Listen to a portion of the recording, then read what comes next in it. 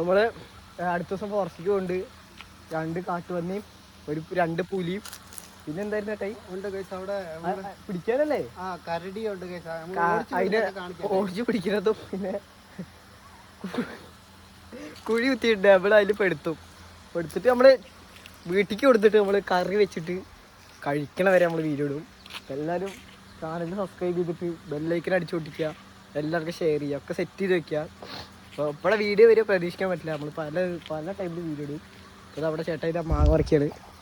കള്ളം കിട്ടി ഗൈസ്, മാങ്ങ കിട്ടി. നല്ല കാട്ടു മാങ്ങയാണ് ഗൈസ്, കാട്ടുമാങ്ങ കറയൊക്കെ തെറിച്ചിട്ട്